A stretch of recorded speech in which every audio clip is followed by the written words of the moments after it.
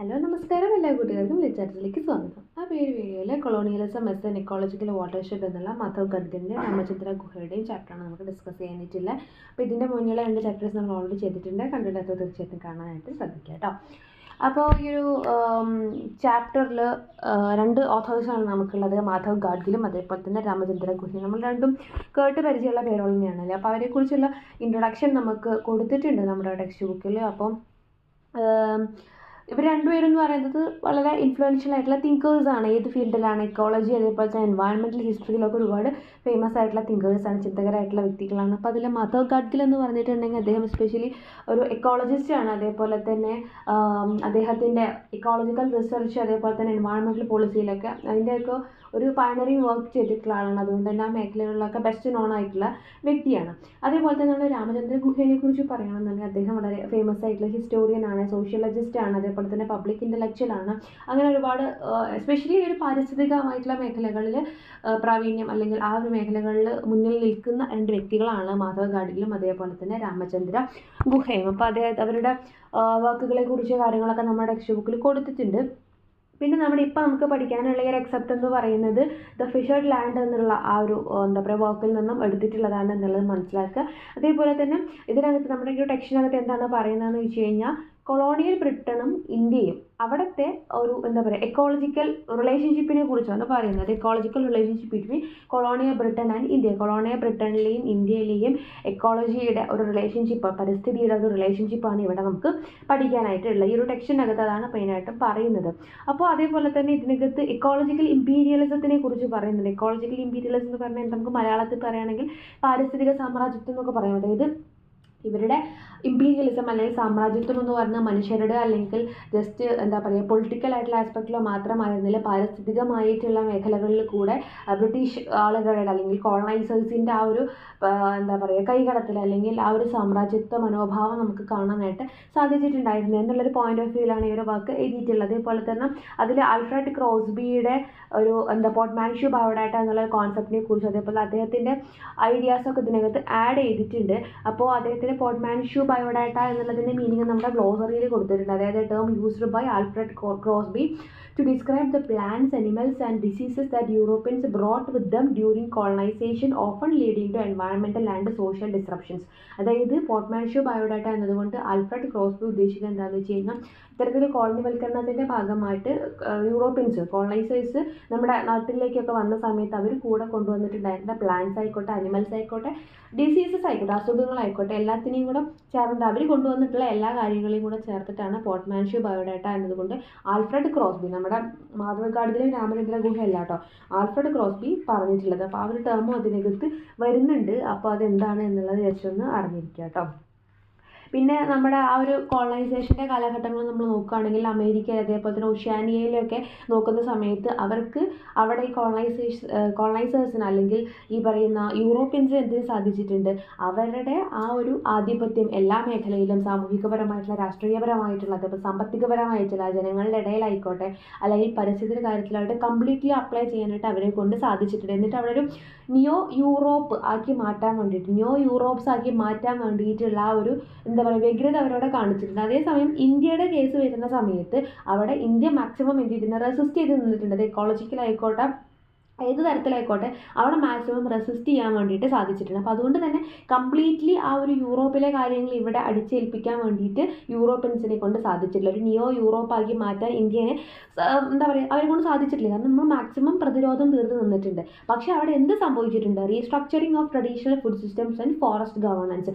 അതുവരെ ഉണ്ടായിരുന്ന ട്രഡീഷണൽ ആയിട്ടുള്ള ഭക്ഷണ വ്യവസ്ഥ അല്ലെങ്കിൽ അതേപോലെ തന്നെ ആവാസ വ്യവസ്ഥ, അതേപോലെ തന്നെ ഫോറസ്റ്റ് ഗവേണൻസ്, വനം റിലേറ്റഡ് ആയിട്ടുള്ള കാര്യങ്ങൾ, അതിലൊക്കെ ഒരു റീസ്ട്രക്ചർ ചെയ്യാനായിട്ട് അവരെയും കൊണ്ട് സാധിച്ചിട്ടുണ്ട്. ഇതായിട്ട് മാറ്റങ്ങൾ വരുത്തി ഓൾറെഡി ഉള്ള സ്ട്രക്ചറിനെ മാറ്റിയിട്ട് പുതിയൊരു സ്ട്രക്ചർ അവിടെ കൊണ്ടുവരാനായിട്ട് അവരെ കൊണ്ട് സാധിച്ചിട്ടുണ്ട്. പക്ഷേ അല്ലാതെ മറ്റ് പല സ്ഥലങ്ങളിലും അപ്ലൈ ചെയ്ത പോലെ കംപ്ലീറ്റ്ലി അവരുടെ ആശയങ്ങൾ അല്ലെങ്കിൽ അവരുടെ രീതികൾ ഇവിടെ കൊണ്ടുവന്ന് പ്രാബല്യത്തിൽ വരുത്താനായിട്ട് അവരെ കൊണ്ട് സാധിച്ചിട്ടില്ല എന്നാണ് അദ്ദേഹം പറയുന്നത്. ഇനി നമുക്ക് നമ്മുടെ ടെക്സ്റ്റിലോട്ട് പോവാം. The ecological history of British India is of special interest in view of the intimate connection that recent research has established between Western imperialism and environmental degradation. അപ്പോൾ ഇപ്പോൾ അതിനകത്ത് പറയണമെന്ന് വെച്ചാൽ ഒരു ഇൻറ്റിമേറ്റ് കണക്ഷൻ നമുക്ക് കാണാൻ സാധിക്കും എന്തൊക്കെ തമ്മിൽ. വെസ്റ്റേൺ ഇമ്പീരിയലിസവും അതേപോലെ തന്നെ എൻവയൺമെൻറ്റൽ ഡീഗ്രഡേഷനും. എൻവയൺമെൻറ്റൽ ഡീഗ്രഡേഷൻ എന്ന് പറഞ്ഞാൽ എന്താ? പരിസ്ഥിതി നശീകരണം. നമുക്കറിയാം അല്ലേ? പരിസ്ഥിതി ഇങ്ങനെ നശിച്ച് പരിസ്ഥിതി നശീകരണം എന്ന് പറയുന്ന വലിയൊരു പ്രശ്നം നമ്മൾ ഫേസ് ചെയ്യുന്നുണ്ടെങ്കിൽ അതിന് തീർച്ചയായിട്ടും വെസ്റ്റേൺ ഇമ്പീരിയലിസമായിട്ട് കറക്റ്റായിട്ടുള്ള ബന്ധമുണ്ട് എന്നാണ് പറയുന്നത്. പാശ്ചാത്യ സാമ്രാജ്യത്വം അല്ലെങ്കിൽ വെസ്റ്റേൺ പീപ്പിളിൻ്റെ ആ ഒരു സാമ്രാജ്യത്വ ഭരണവുമായിട്ട് അല്ലെങ്കിൽ അവരുടെ ആ ഒരു ഇടപെടലും കൈകടത്തലുമായിട്ട് ഇപ്പോൾ നമ്മൾ ഫേസ് ചെയ്യുന്ന പരിസ്ഥിതി നശീകരണം അല്ലെങ്കിൽ എൻവയറമെൻ്റൽ ഡീഗ്രഡേഷന് വളരെ കറക്റ്റായിട്ടുള്ള ഇൻറ്റിമേറ്റ് ആയിട്ടുള്ള ഒരു കണക്ഷൻ ഉണ്ട് എന്നാണ് അദ്ദേഹം പറയുന്നത്. World ecology has been profoundly altered by western capitalism. World ecology, ലോകത്ത് ഉള്ള ആ ഒരു എക്കോളജി, പരിസ്ഥിതി എന്ന് പറയുന്നത് profoundly altered by western capitalism. അത് വെസ്റ്റേൺ ക്യാപിറ്റലിസം ഒരുപാട് ചേഞ്ചസ് അതിനകത്ത് വരുത്തിയിട്ടുണ്ട്. In whose dynamic expansion other ecosystems were disrupted first through trade and later by colonialism. അതായത് ഇവരവിടെ ആദ്യം എന്താ ചെയ്തിട്ടുണ്ടായിരുന്നു? ഈ ഒരു ഇമ്പീരിയലിസത്തിന് വേണ്ടിയിട്ട് വന്നിട്ടുള്ള ആളുകൾ അല്ലെങ്കിൽ ഈ കോളനൈസേഴ്സ് ഫസ്റ്റ് ഏതൊരു എന്താ പറയുക എക്കോസിസ്റ്റത്തിലും കൊണ്ടുവന്ന് കൈ കടത്താൻ വേണ്ടിയിട്ട് അല്ലെങ്കിൽ അതിലേക്ക് എന്താ പറയുക തടസ്സം ഉണ്ടാക്കാൻ വേണ്ടിയിട്ട് അവർ ചെയ്തിട്ടുള്ളത് ഫസ്റ്റ് ത്രൂ ട്രേഡാണ്. ആദ്യം അവർ വന്നത് കച്ചവടത്തിന് വേണ്ടി. നമുക്കറിയാം ബ്രിട്ടീഷുകാർ നമ്മുടെ നാട്ടിൽ എന്തിനാണ് വന്ന ആദ്യം എന്ത് പറഞ്ഞിട്ടാണ് വന്നത്? കച്ചവടത്തിന് വന്നതെന്ന് പറഞ്ഞിട്ടാണ് വന്നത്. അപ്പോൾ അങ്ങനെ ട്രേഡ് എന്നുള്ള രീതിക്ക് അവർ വരുന്നു. ലേറ്റർ ബൈ കൊളോണിയലിസം, പിന്നീടാണ് അവരൊരു കോളനിവൽക്കരണം അവരുടെ സാമ്രാജ്യത്വ മോഡൽ ഉണ്ടാക്കാനുള്ളൊരു ഐഡിയ കൂടെ അവർക്ക് പുറത്ത് കാണിക്കുന്നത് അല്ലെങ്കിൽ അതിലേക്ക് അവർ കടക്കുന്നത് അതിന് ശേഷമാണ്. Not only did such interventions virtually reshape the social ecological and demographic characteristics of the habitats they intruded അപ്പം they also ensure that the ensuring changes would primarily benefit Europe. അവർ ഈ പറഞ്ഞ പോലെ മാക്സിമം ഇൻ്റർവെൻഷൻസ് നടത്തിയിട്ടുണ്ട്, ഇടപെടൽ നടത്തിയിട്ടുണ്ട്. ഏതൊക്കെ മേഖലകളിൽ? സാമൂഹികപരമായിട്ട്, പാരിസ്ഥിതികപരമായിട്ട്, ജനസംഖ്യാപരമായിട്ട്, അതേപോലെ തന്നെ വാസസ്ഥലങ്ങൾ പോലത്തെ കാര്യങ്ങൾ എല്ലാത്തിലും ഇവർ നുഴഞ്ഞു കയറാനായിട്ട് ഇൻക്ലൂഡ് ചെയ്ത് കയറാനായിട്ട് അവർ ശ്രമിച്ചിട്ടുണ്ട്. അപ്പോൾ അതിലൊക്കെയും അവരാണ് ഉറപ്പ് വരുത്തിയിട്ടുള്ള കാര്യം എന്താണ്? Primarily benefit Europe. നമ്മളിവിടെ ഓരോ സ്ഥലത്തും കടന്ന് കയറുന്നുണ്ടെങ്കിൽ അതിന് മെയിനായിട്ടും നമ്മുടെ നാട് മീൻസ് അവരുടെ നാട് കേട്ടോ, അവരുടെ പോയിന്റ് ഓഫ് വ്യൂ പറയുന്നത് അവർക്ക് കറക്റ്റായിട്ട് അവരുടെ യൂറോപ്പിന് ഗുണമുണ്ടാവും, ബെനിഫിറ്റ് ഉണ്ടാവും എന്ന് ഉറപ്പ് വരുത്തിയ ശേഷം മാത്രമേയാണ് അവർ ഇങ്ങനത്തെ ഓരോ പരിപാടിക്ക് ഇറങ്ങി തിരിച്ചിട്ടുള്ളൂ എന്നാണ് പറയുന്നത്. Colonialism's most tangible outcome related to its global control of resources കൊളോണിയലിസത്തിൻ്റെ ഏറ്റവും വലിയ ഒരു ഔട്ട്കം എന്ന് പറയുന്നത് ഏറ്റവും മെയിനായിട്ട് നമുക്ക് പ്രത്യക്ഷത്തിൽ കാണാൻ പറ്റുന്ന ഒരു റിസൾട്ട്, ഒരു ഔട്ട്കം എന്ന് പറയുന്നത് എന്താണ്? It's related to its global control of resources. ആഗോളതലത്തിൽ ഗ്ലോബലായിട്ട് എല്ലാ സ്രോതസ്സുകളിലും അവർക്ക് കൺട്രോൾ, അവരുടെ ആ ഒരു പിടുത്തം കൊണ്ടുവരാനായിട്ട് അവരെ കൊണ്ട് സാധിച്ചു എന്നുള്ളതാണ് അതിൻ്റെ ഏറ്റവും വലിയ ആ ഒരു ഔട്ട്കം ആയിട്ട് നമുക്ക് കാണാൻ സാധിക്കുന്നത്. The conquest of new areas meant that the 24 acres of land available to each European at the time of Columbus voyage soon increased to 120 acres per European. ആ ഒരു കാലഘട്ടത്തിൽ ഉണ്ടായിരുന്ന എന്താ പറയുക കോൺക്വസ്റ്റ് ഓഫ് ന്യൂ ഏരിയാസ്, പുതിയ പുതിയ ഭാഗങ്ങളിലെ സ്ഥലങ്ങളുടെ കീഴടക്കൽ അല്ലെങ്കിൽ പുതിയ പുതിയ സ്ഥലങ്ങൾ കീഴടക്കി എന്നതുകൊണ്ട് അവരുദ്ദേശിക്കുന്നത് ആദ്യമൊക്കെ ആ ഒരു സമയത്ത് കൊളംബസിൻ്റെ എന്താ പറയുക വരുന്നതിന് മുൻപായിട്ട് ഏതൊരു യൂറോപ്യൻസിനും ഉണ്ടായിരുന്നു ഒരു യൂറോപ്പിന് 24 acre ലാൻഡ് എന്നുള്ളതായിരുന്നു കണക്ക്. പക്ഷേ അതേസമയം അറ്റ് ദ ടൈം ഓഫ് കൊളംബസിൻ്റെ വോയേജ് വന്ന സമയത്ത് അത് എങ്ങനെ ഇൻക്രീസായി? ഓരോ യൂറോപ്പിനും 120 acre എന്ന കണക്കിൽ ഇൻക്രീസായി. അതാണ് അവർ എന്തുകൊണ്ട് ഉദ്ദേശിക്കുന്നത്? കോൺക്വസ്റ്റ് ഓഫ് ന്യൂ ഏരിയാസ്, പുതിയ ഭാഗങ്ങൾ കോൺക്വസ്റ്റ് ചെയ്തു അല്ലെങ്കിൽ കോൺക്വർ ചെയ്തു എന്നതുകൊണ്ട് ഉദ്ദേശിക്കുന്നത്. Large scale settlement was only one way in which Europeans augmented their ghost acreage. Ghost acreage എന്നുള്ളത് ഉദ്ദേശിക്കുന്നത് അഡീഷണൽ ലാൻഡ് ഓഫ് യൂറോപ്യൻസ് ആണ്. അതായത് ഓൾറെഡി യൂറോപ്യൻസിന് അവരുടെ നാട്ടിലുള്ള ഭൂമി ഉണ്ടല്ലോ, അതിന് പുറമെ അവർ മറ്റ് രാജ്യങ്ങളിൽ കീഴ്പ്പെടുത്തിക്കൊണ്ട് നേടിയിട്ടുള്ള സ്ഥലങ്ങളെയാണ് ഗോസ്റ്റ് acreage എന്നുകൊണ്ട് ഉദ്ദേശിക്കുന്നത്. അപ്പോൾ അദ്ദേഹം പറയുന്നത് എന്താണെന്ന് വെച്ച് കഴിഞ്ഞാൽ ലാർജ് സ്കെയിൽ സെറ്റിൽമെൻറ്റ് എന്ന് പറഞ്ഞത് ഈ ഗോസ്റ്റ് acreageൻ്റെ ഒരു റീസൺ അല്ലെങ്കിൽ ഒരു മാർഗ്ഗം മാത്രമാണ്. ലാർജ് സ്കെയിൽ സെറ്റിൽമെൻറ്റ് എന്ന് പറഞ്ഞാൽ തന്നെ എന്താണ്? മാക്സിമം ആളുകളെ കൊണ്ടുവന്ന് താമസിപ്പിക്കുക. അപ്പോൾ എന്താണ്? അത്രയും സ്ഥലങ്ങളിൽ നമുക്ക് കൈയടക്കാനായിട്ട് സാധിക്കും. അപ്പോൾ ഈ ലാർജ് സ്കെയിൽ സെറ്റിൽമെൻറ്റ് എന്ന് പറയുന്നത് ഒരു മാർഗ്ഗം മാത്രമാണ്. ഇവരുടെ മാക്സിമം എല്ലാ സ്ഥലത്തും എന്താ പറയുക അധീനത വരുത്താൻ വേണ്ടിയിട്ട് അവരെ സഹായിച്ച ഒരു കാരണമായി ഒരു മാർഗ്ഗം മാത്രമാണ് ലാർജ് സ്കെയിൽ സെറ്റിൽമെൻറ്റ് എന്നതുകൊണ്ട് ഉദ്ദേശിക്കുന്നത്. For the worldwide control they exercised over minerals, plant and animal resources also contributed to industrial growth in metropolis. അതേപോലെ തന്നെ പിന്നെ അവർ ചെയ്തിട്ടുള്ള കാര്യം എന്തായിരുന്നു? World wide കൺട്രോളാണ്. മിനറലിൻ്റെ കാര്യത്തിലായാലും പ്ലാന്റ്സിൻ്റെ കാര്യത്തിലായാലും അനിമൽസിൻ്റെ കാര്യത്തിൽ അങ്ങനെ എല്ലാ റിസോഴ്സുകളുടെയും എല്ലാ സ്രോതസ്സുകളുടെയും മേലെ അവർക്ക് എന്ത് ചെയ്യാൻ സാധിച്ചു? വേൾഡ് വൈഡ് കൺട്രോൾ കൊണ്ടുവരാൻ സാധിച്ചു. അതിൽ കൂടെ ഇൻഡസ്ട്രിയൽ ഗ്രോത്ത്, ടൗണുകളിലൊക്കെ ഇൻഡസ്ട്രിയൽ ഗ്രോത്ത് വ്യാവസായികമായിട്ടുള്ള പുരോഗമനം കൊണ്ടുവരാനും അവരെ കൊണ്ട് സാധിച്ചു. അപ്പോൾ ഇത്തരത്തിൽ എന്താണ് ഈ പറയുന്ന ലാർജ് സ്കെയിൽ സെറ്റിൽമെൻറ്റ് ഒരു മാർഗ്ഗം മാത്രമാണ് അവർക്ക് അവരുടെ കൺട്രോൾ കൊണ്ടുവരാൻ വേണ്ടിയിട്ടുള്ളത്. പിന്നെ അവർ ചെയ്തത് എന്തായിരുന്നു, വേൾഡ് വൈഡ് കൺട്രോളാണ്. ബാക്കിയുള്ള എല്ലാ റിസോഴ്സുകളുടെ മേലും അവർ കൊണ്ടുവന്ന വേൾഡ് വൈഡ് കൺട്രോളാണ് വേറൊരു മാർഗ്ഗം എന്ന് പറയുന്നത്. പിന്നെ എന്താണ്, in turn political hegemony enabled these manufactured products to capture non European markets. അങ്ങനെ സ്വാഭാവികമായിട്ടും ഇവർ മാനുഫാക്ചർ ചെയ്തിട്ടുണ്ടാക്കിയിട്ടുള്ള പ്രൊഡക്റ്റുകൾ, നമ്മുടെ എന്താ പറയുക സാധനങ്ങൾ, അസംസ്കൃത വസ്തുക്കൾ ഉപയോഗിച്ചുകൊണ്ട് നമ്മുടെ നാട്ടിൽ പ്രൊഡ്യൂസ് ചെയ്തിട്ടുള്ള സംഭവങ്ങൾ ഇവരെന്ത് ചെയ്യാൻ തുടങ്ങി, അവരുടെ നോൺ യൂറോപ്യൻ മാർക്കറ്റുകളിൽ എന്ത് ചെയ്യാൻ സാധിച്ചു, അവർക്ക് ക്യാപ്ചർ ചെയ്യാനായിട്ട് സാധിച്ചു. അതേപോലെ അവിടെ നിന്ന് പ്രൊഡ്യൂസ് ചെയ്ത കാര്യങ്ങളായിക്കോട്ടെ, ഇവിടെ നിന്ന് പ്രൊഡ്യൂസ് ചെയ്ത കാര്യങ്ങളായിക്കോട്ടെ, അവരുടെ കയ്യിൽ നിന്ന് വരുന്ന സംഭവങ്ങൾ, പ്രൊഡക്റ്റുകൾ എന്ത് ചെയ്യാൻ തുടങ്ങി, നോൺ യൂറോപ്യൻ മാർക്കറ്റുകളിൽ, യൂറോപ്പിൻ്റെ പുറത്തുള്ള സ്ഥലങ്ങളിലുള്ള മാർക്കറ്റുകളിൽ അവിടേക്ക് പിടുത്തം മുറുക്കാനായിട്ട് തുടങ്ങി. Finally colonialism introduced old world diseases among vulnerable population. പിന്നെ അവർ ചെയ്ത വേറൊരു മാർഗ്ഗം എന്തായിരുന്നു, സാധാരണക്കാരായിട്ടുള്ള വീക്കായിട്ടുള്ള ജനവിഭാഗങ്ങൾ, സാമ്പത്തികമായിട്ടോ ഏത് തരത്തിലായിക്കോട്ടെ വീക്കായിട്ടുള്ള ആളുകളുടെ ഇടയിലേക്ക് ഓൾഡ് വേൾഡ് ഡിസീസുകൾ മുന്നേ ഉണ്ടായിരുന്ന, അതേപോലെ തന്നെ ആ ഒരു അറ്റ് പ്രസൻറ്റ് ആ ഒരു നാട്ടിൽ ഇല്ലാത്ത പല അസുഖങ്ങളെയും അവരവിടെ ഇറക്കി വിടുകയാണ് ചെയ്യുന്നത്, പകർച്ചവ്യാധികൾ കൊണ്ടുവന്ന് വിടുകയാണ് ചെയ്യുന്നത്. അപ്പം അങ്ങനെയും കൂടി ആകുമ്പോൾ എന്താ, മൊത്തത്തിൽ ഒരുപാട് കോൺസിക്വൻസുകൾ ഉണ്ടാകുന്നു, ആളുകൾ കൂടുതൽ വീക്കാവുന്നു, ഉള്ളവർ വീണ്ടും വീണ്ടും പുവറായിട്ട് മാറുന്നു. അങ്ങനെ ഒരുപാട് കോൺസിക്വൻസുകൾ അവരവിടെ കൊണ്ടുവന്ന് വെതറുകയാണ് ചെയ്തിട്ടുണ്ടായിരുന്നത്. One of the finest studies of this process of ecological imperialism is Alfred Crosby's monograph of that time. നമ്മൾ ഓൾറെഡി പറഞ്ഞു ആൽഫ്രഡ് ക്രോസ്ബിയുടെ വർക്കിനെ കുറിച്ച്. The fire power of the European vanguard and the complex of weeds, animals and diseases is brought devastated the flora, fauna and human societies of the new world. അപ്പോൾ ഇത്തരത്തിൽ ഈ ബ്രിട്ടീഷുകാർ അല്ലെങ്കിൽ യൂറോപ്യൻ പീപ്പിൾ കൊണ്ടുവന്നിട്ടുള്ള അവരുടേതായിട്ടുള്ള ചെടികളായിക്കോട്ടെ, അവരുടേതായിട്ടുള്ള മൃഗങ്ങൾ, അവരുടേതായിട്ടുള്ള അസുഖങ്ങൾ, ഇതൊക്കെ എന്ത് ചെയ്യാണ്, നമ്മുടെ നാട്ടിൽ തനതായിട്ട് ഉണ്ടായിട്ടുള്ള എല്ലാ സസ്യജന്തുജാലങ്ങളെയും, ഫ്ലോറ ആൻഡ് ഫോന, എല്ലാ സസ്യജന്തുജാലങ്ങളെയും അതേപോലെ തന്നെ മനുഷ്യന്മാരുടെ സമൂഹത്തിനെ, സൊസൈറ്റീനെ ഒക്കെ എന്ത് ചെയ്യണം, മൊത്തത്തിൽ നശിപ്പിക്കുകയാണ് ചെയ്തത്. However the extermination of native ecosystems and population only paved the way for the creation of Neo-Europes, the extensive and enormously productive agricultural systems that dominate the New World today. അങ്ങനെ എന്ത് ചെയ്യാണ്, ആ ഒരു ഉന്മൂലനം ചെയ്തുകൊണ്ട് നേറ്റീവ് എക്കോസിസ്റ്റംസിനെയും പോപ്പുലേഷനെയും ഒക്കെ ഉന്മൂലനം ചെയ്തുകൊണ്ട് എന്തിലേക്ക് വഴിതിരിക്കുകയാണ്, only paved the way for the creation of new Europes എന്ന് പറയുന്ന ആ ഒരു എന്താ പറയുക പുതിയൊരു വിഭാഗത്തിന് വേണ്ടിയിട്ടുള്ള ഒരു വഴിതിരിക്കുകയാണ് ചെയ്തത്. The extensive and enormously productive agriculture systems and dominate the new world today. അപ്പോൾ ഇപ്പോൾ ഈ ഒരു ന്യൂ വേൾഡ് ഭരിച്ചുകൊണ്ടിരിക്കുന്ന ആ ഒരു എനോർമസ് ആയിട്ടുള്ള പ്രൊഡക്റ്റീവ് ആയിട്ടുള്ള അല്ലെങ്കിൽ അഗ്രികൾച്ചർ സിസ്റ്റംസിനെയും ഒക്കെ എക്സ്റ്റെൻസീവായിട്ട് വന്നിട്ടുള്ളത് ആ ഒരു സമയത്ത് നിന്നാണ്. In this process suggest Crosby the plants, animals and diseases that accompanied the migrating Europeans were as important in ensuring their success as superior weaponry. അവരെ തന്നെ ഒരു സുപ്പീരിയർ പവർ ആക്കി മാറ്റാൻ വേണ്ടിയിട്ട് സഹായിച്ചിട്ടുള്ള പ്രധാന ഘടകങ്ങളിൽ പ്രധാനപ്പെട്ട കാര്യങ്ങൾ എന്തൊക്കെയാണ്, അവർ കൂടെ കൊണ്ടുവന്നിട്ടുള്ള പ്ലാന്റുകളായിക്കോട്ടെ, അനിമൽസ് ആയിക്കോട്ടെ, ഡിസീസസ് ആയിക്കോട്ടെ, ഇതെല്ലാം എന്ത് ചെയ്തിട്ടുണ്ട്, അവരെ സപ്പോർട്ട് ചെയ്തിട്ട് അവർ സുപ്പീരിയർ ആക്കി നിർത്താൻ വേണ്ടിയിട്ട് സഹായിച്ചിട്ടുണ്ട്.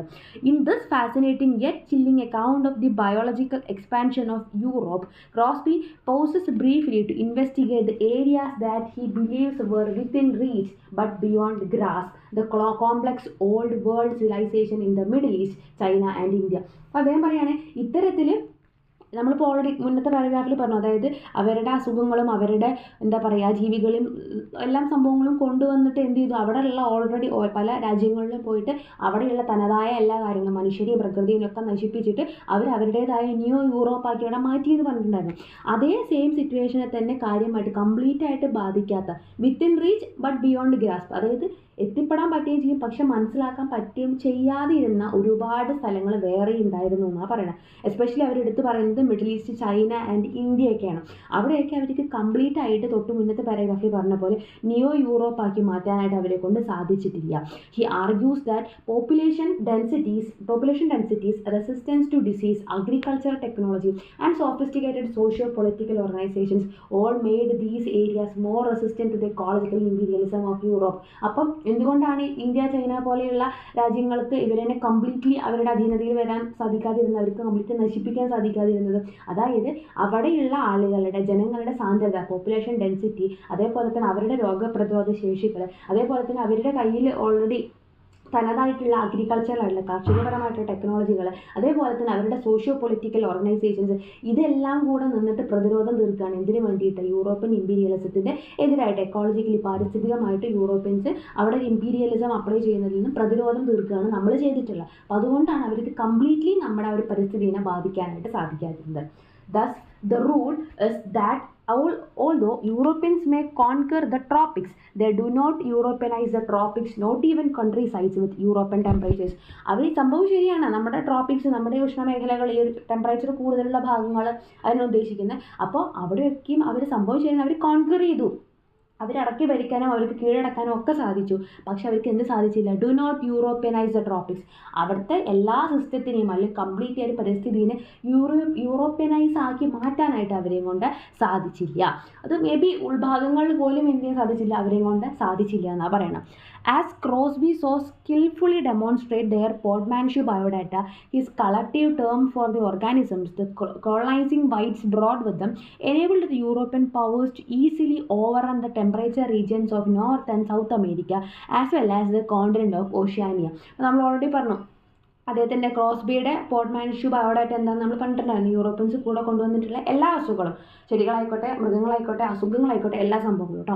അപ്പോൾ ആ ഒരു പോർട്ട്മാൻഷിപ്പ് ബയോഡാറ്റ അവർ കൂടെ കൊണ്ടുവന്നിട്ടുള്ള എല്ലാ വസ്തുക്കളുമാണ്, അല്ലെങ്കിൽ എല്ലാ ജീവജാലങ്ങളും, എല്ലാ ചെടികളും മരങ്ങളും ഒക്കെയാണ് എന്ത് ചെയ്തിട്ടുള്ളത്, അവരെ തന്നെ അവരുടെ യൂറോപ്യൻ പവർ മറ്റ് രാജ്യങ്ങളിൽ, അതിപ്പോൾ എക്സാമ്പിളായിട്ട് സൗത്ത് അമേരിക്ക, നോർത്ത് അമേരിക്ക, അങ്ങനെ ഒരുപാട് സ്ഥലങ്ങൾ പറയുന്നുണ്ട്.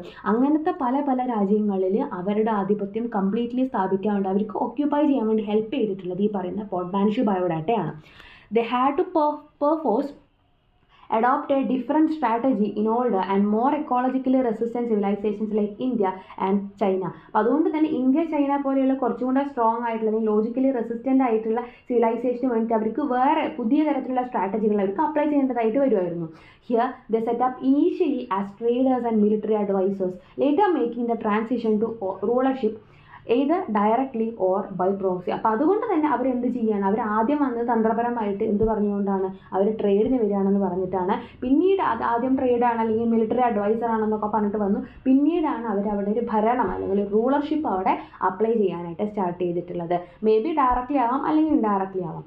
This does not mean however that European colonism had an insignificant impact on these ecosystems as Crosby's account seems to suggest. അത് വിചാരിച്ചിട്ട് അവർക്ക് നമ്മുടെ എക്കോസിസ്റ്റത്തിൽ, നമ്മുടെ പരിസ്ഥിതിയിൽ ഒട്ടും അപ്രധാനമായിട്ടുള്ള അല്ലെങ്കിൽ യാതൊരു ഇമ്പാക്റ്റും അവർക്ക് ഉണ്ടാക്കാൻ പറ്റിയിട്ടില്ല എന്നല്ല അതിൻ്റെ അർത്ഥം. In India, the Europeans could not create neo-Europes by decimating the indigenous populations and their natural resource base, but they did intervene and radically alter existing food production systems and their ecological base. അതാണ് main point. അതായത് ഇന്ത്യയിൽ അവർക്ക് ഒന്നും ചെയ്യാൻ പറ്റിയിട്ടില്ല, അങ്ങനെയല്ല നമ്മൾ ഉദ്ദേശിക്കുന്നത്. അവർക്ക് എന്ത് ചെയ്യാൻ സാധിച്ചിട്ടില്ല, കംപ്ലീറ്റ് പോപ്പുലേഷൻ അല്ലെങ്കിൽ കംപ്ലീറ്റ് നാച്ചുറൽ റിസോഴ്സിനെ നശിപ്പിക്കാൻ അല്ലെങ്കിൽ അവരുടേതായ നിയോ യൂറോപ്പാക്കി മാറ്റാൻ കംപ്ലീറ്റ്ലി അവരെ കൊണ്ട് സാധിച്ചിട്ടില്ല എന്നാണ് പറയുന്നത്. മറിച്ച് അവർക്ക് എന്ത് ചെയ്യാൻ സാധിച്ചിട്ടുണ്ട്, എല്ലാത്തിലും ഇടപെട്ട് എല്ലാത്തിലും കൈകടത്തിക്കൊണ്ട് നമ്മുടെ നാച്ചുറൽ ആയിട്ടുള്ള എക്സിസ്റ്റിംഗ് ആയിട്ടുള്ള ഫുഡ് പ്രൊഡക്ഷനെയും അതേപോലെ തന്നെ ആ ഒരു എക്കോളജിക്കൽ ബേസിസിലൊക്കെ ചേഞ്ചസ് വരുത്താൻ സാധിച്ചു, ആൾട്ടർ ചെയ്യാൻ സാധിച്ചു. കംപ്ലീറ്റ്ലി മാറ്റിയില്ല നമ്മൾ പറഞ്ഞുള്ളൂ, പക്ഷേ ചേഞ്ചസ് വരുത്താനായിട്ട് അവരെ കൊണ്ട് സാധിച്ചിട്ടുണ്ട്.